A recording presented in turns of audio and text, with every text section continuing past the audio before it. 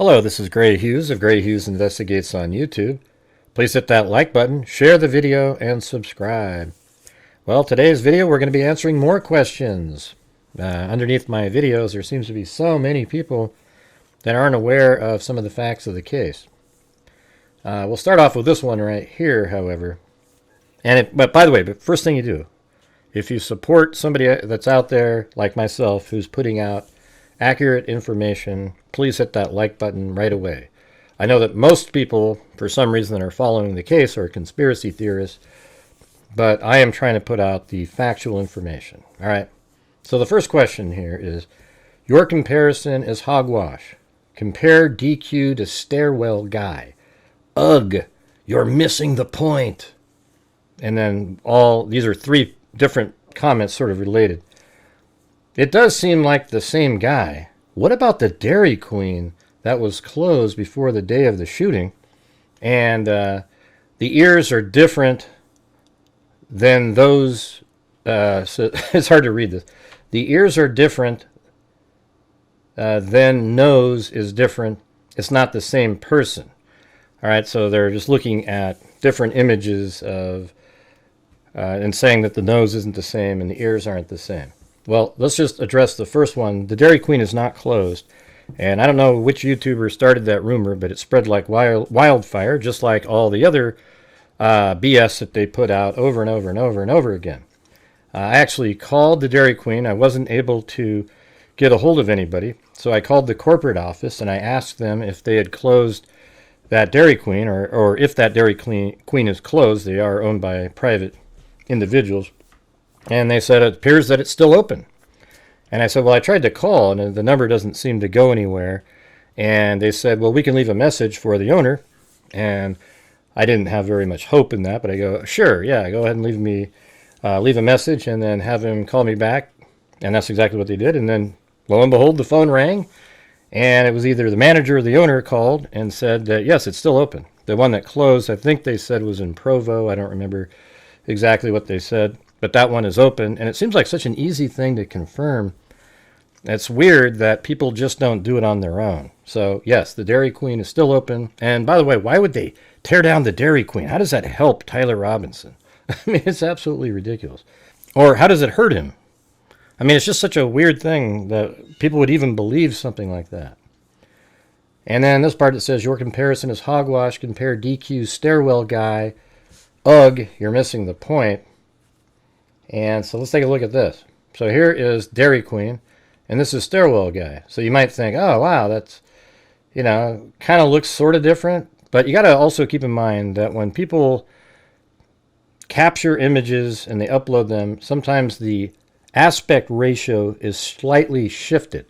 So I would imagine that it's possible, and maybe this is on the edge of the wide angle lens, and maybe he's a little narrow because this guy here is this guy. All right, they're the same person. It's literally right after one another. This is just the left stairwell, and he's just down here near the bottom. So they kind of had to zoom in on him. But let's take a look at something that I think other people haven't pointed out yet. See, a lot of people are pointing to this ear, how it sort of seems to kind of bend over at the top. Well, check this out. Right there, he has the same ear. Yes, it's blurry, but you can see the shadow underneath that portion, and it looks exactly like this. See that? So this person right here, which everybody recognizes as Tyler Robinson, is this guy right here, because that's also Tyler Robinson.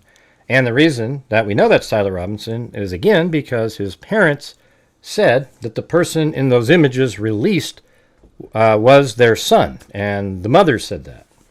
All right, now let's take a look at this one. This one says, one has a full backpack and the other one's empty bag. Compare time. Right, well, I'm not sure what they mean by compare time. Like, hey, it's comparing time, or what's the time? So when we see the image of him wearing the maroon shirt and maybe the olive green shorts and his Chuck Taylors and the black hat, it's at around 10:10. Okay, originally it was reported at 8:08, but it's not. It's 10:10. And then this one is at 11:50. Okay, so the one at 10:10, he's just doing a dry run, in my opinion. He probably goes through the tunnel, up to the parking garage, and then to the Losi building, and then onto the roof. And here is that portion of the roof right here. So he probably went to here and then back down the stairs and then out. And maybe even walked a little different, maybe in front of the Losi building, and mimicked. So he comes down the stairs and then he maybe stood over here for a little bit to realize that's where he's going to be jumping down, and then went over here to the wooded area. All right, so back to the image. So taking a look at this, now 1010 and 1150. At 1010, he doesn't need to be carrying the black towel or a change of clothing or really anything. He may have like the black towel in there just to have some bulk. This one right here, he's ready to go. So in here he has, at least we know he has the black towel, a change of clothing, likely into the maroon shirt and the khaki shorts, and the screwdriver and other elements that he might have needed. All right, so it's just a little different. But if you look at the images here, again, it appears to be the same person because it is the same person. I mean, that's the thing.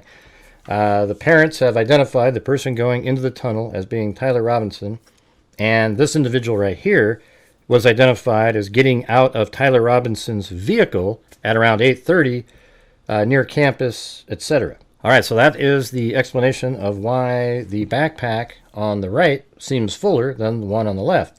This is the final run, and this was a dry run on the left. The next question is, where's the metadata showing videos are the same format? You said yourself on the videos you used were in different format. Right, because when different news outlets get these videos, they try to get them to fit their page and adjust the aspect ratio accordingly. So sometimes the person's a little thinner, sometimes the person can be taller, and what I did when I made this video right here was I matched them up perfectly. So this one is off. See that one right there? So if you scroll over to, I think it's this one right here, this one, I have everything lined up. It took me an hour or so to get everything completely lined up. See, watch when it scrolls by. The squares don't change. None of the lines on the street change. They're just darker in the later version. But it's the same camera, same area, and just to do a height comparison, I had to line them up. And then to really make it accurate, I had to slide him down the same distance. See how his foot's right on the line there? And over here, it's about 5 or 6 inches off, so you have to slide it down. So I adjusted the whole image down that distance. And then we can see that he is very similar. Look at his head on the red line, and then right there on the red line. So that is the answer. Some websites just change the aspect ratio to have it fit on their page a specific way. It's unfortunate. I wish they would just upload the raw video that they have and work with the formatting of the video, not changing the aspect ratio. All right, so here's the next question. I still think the little furry friend was in on it. And, this is Tyler Robinson's boyfriend. And I don't think it's impossible that the boyfriend had knowledge, maybe in the Discord community where they communicated, perhaps some other people were involved in helping plan it. It's possible that the boyfriend was aware of how much Tyler Robinson hated Charlie Kirk. However, at this point, there doesn't seem to be information that were being provided that he was aware that Tyler Robinson was going to kill Charlie Kirk that day. But I can't say it's impossible that he knew. All right, and maybe law enforcement is helping to sort of protect him a little bit, give him some cover by saying he wasn't aware, because the trial isn't going to happen for 2 or 3 years unless his attorneys, which I think is most likely, do a plea deal and get the death penalty thrown out, and he would just get life in prison without parole. All right, multiple people have said there was more than one shot fired. Tyler did fire the 30-06. It just wasn't at Charlie. Okay, where did he fire it at then? Also, his parents have never said it was Tyler in the photos. Where are you seeing that his mother said it was Tyler in the stairwell? And don't tell me because Patel said so. And see, this is a perfect indication of, where people are out there and they're not aware of the facts of the case. It's pretty astounding. All right, and so what happened then? So Tyler Robinson fired a 30-06 up in the air, and he timed it so perfectly with another shooter. That's absurd. All right, and here we go. And I know that Candace Owens is selling that garbage currently to people. Unbelievable. So look at this right here. Tell me if you hear a second shot. All right, here we go. Well, thanks, guys. Appreciate you guys coming out here. We appreciate you. Love you. Are you going to go down and get closer? Or are they like restricting you guys up here or what? Nah, it's too crowded. It's just, there's just so much. Before we had a flag and we had it, so it was positioned above the tent, so it would be in the camp. And they just moved. What was that? Oh my God! He just got shot! Yeah, did you hear another shot there? No. There's just one. The sound is different up here because the acoustics are different down in the bowl area where Charlie Kirk was sitting. All right? It's just, it's absolutely absurd, you guys. There was 2 shots and they were timed simultaneously. Okay. And then look, here's a similar question. His mother didn't actually identify him from those photos provided to the public to ID the suspect. The media lied about all of that. His parents don't even believe he actually did this, and they said those pictures are not their son. See, that's complete garbage. All right? So for those of you who are unaware, this is in the charging documents, and this isn't FBI. This is local law enforcement, and you can't put false information in here. Okay? Robinson's mother stated the following to police. So this is an actual statement that the mother made. They have the statement. On September 11, 2025, the day after the shooting, Robinson's mother saw the photo of the shooter in the news, and they're talking about the stairwell photos, and thought the shooter looked like her son. Robinson's mother called her son and asked him where he was. He said he was at home sick, and that he had also been at home sick on September 10th. So he claimed he was sick and he was at home, but we know, because of the Dairy Queen image, that is absolutely certainly him at Dairy Queen at 6:38. So he wasn't at home sleeping. Robinson's mother expressed concern to her husband that the suspected shooter looked like Robinson. Robinson's father agreed. Okay, so none of this is made up stuff right here. All right. Now, the thing is what conspiracy theorists do is anything that contradicts their theory, they have to say that it's a cover-up or some kind of conspiracy on the government part to come up with these things because it absolutely destroys their theories. Robinson's mother explained that over the last year or so, Robinson had become more political and had started to lean more to the left, becoming more pro-gay and trans rights oriented.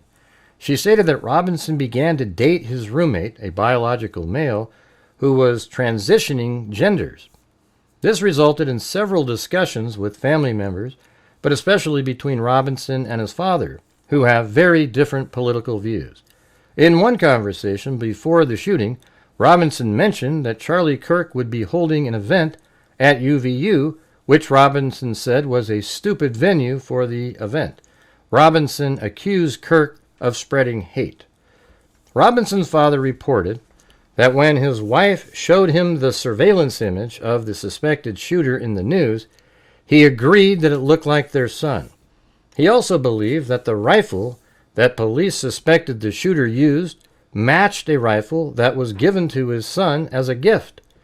And remember, that image came out on the 11th of the rifle, or at least even the mention of what type of rifle it was. And his father knew that his son was given that as a gift. As a result, Robinson's father contacted his son and asked him to send a photo of the rifle. And as you remember in the text message exchange, Tyler Robinson refers to the message from the dad. Robinson did not respond. However, Robinson's father spoke on the phone with Robinson. Robinson implied that he planned to take his own life. Robinson's parents were able to convince him to meet at their home. And look, right here in the text conversation, it says, by Robinson. My dad wants photos of the rifle. He says Grandpa wants to know who has what. The feds released a photo of the rifle, and it's very unique. He's calling me right now, and he's not answering. Well, that's exactly what we just read, is that he did not answer. So right here it says, as a result, Robinson's father contacted his son and asked him to send a photo of the rifle. Robinson did not respond. See, it's exactly the same. So the father even corroborates that Tyler Robinson didn't respond to a message asking to show a photo of the gun. As they discussed the situation, Robinson implied that he was the shooter and stated that he couldn't go to jail and just wanted to end it. When asked why he did it, Robinson explained there is too much evil and the guy, Charlie Kirk, spreads too much hate. They talked about Robinson turning himself in and convinced Robinson to speak with a family friend who is a retired deputy sheriff. Now, Candace Owens is spreading a bunch of complete BS about what really happened. It was really the sheriff who identified him and then convinced the parents to do. It's just not true, okay? This is all documented stuff that the law enforcement officers, the investigators, when they communicated with the parents, this is what they got. At Robinson's father's request, the family friend met with Robinson at his parents' and convinced Robinson to turn himself in. The family friend spoke to police and reported telling Robinson that it would be best if he brought all evidence with him to the sheriff's office to avoid police having to search his parents' home. The family friend also asked Robinson if he had any clothes that were related to what he did. Robinson replied that he had disposed of the clothes in different areas, and I wouldn't be surprised if law enforcement collected some of the other clothing, perhaps in that location behind the residence where you see him running. Let me show you. Right back here, he does run right back here at 12:29 in the morning, but he doesn't come out here quick enough. And then law enforcement was seen kind of looking around near these bushes over here, and wouldn't that be interesting if they actually found some of his clothing in that area right there. And this is something I think I missed the first time I was reading the document, because it's also right below it are the charges, so I just figured those were the charges. But it says the search of Robinson's residence. Police executed a search warrant on Robinson's residence. During that search, police discovered a shell casing with etching like the etchings found on the shells in the rifle near UVU. Police also found several targets with bullet holes in Robinson's home. So that shows that he was likely out there practicing shooting the rifle, zeroing it in, etc. And look at this part right here. Oh my God. Now Candace is over there saying that the man on the roof shot the rifle simultaneously with the real shooter. What a joke. Okay? And it says, I can't with her. Yeah, exactly. Candace Owens, who is somebody that I used to like a lot, has turned into a nutjob conspiracy theorist, and it really works for her channel. I mean, everybody laps it up like it's true. Everything she says is absolutely true. And if you notice, she's been wrong almost the entire time and then keeps having to adjust it. Okay, now we know for sure, everybody, that the bullet came from the front. Yeah, we all knew that. We already all knew that the bullet came from the front. Now, there's other conspiracy theorists that say it come from the side, from a bush over here, came from somebody's underneath their arm, shooting through a gun between their fingers. It's the craziest crap you've ever seen in your life. And Candace Owens is particularly dangerous because she sells complete nonsense to millions of people, including like, oh, Israel's behind this. And that's just not true at all. Okay, absolute garbage by Candace Owens. Now, you can believe whatever you want. You're just wrong. And here's one right here, a negative one.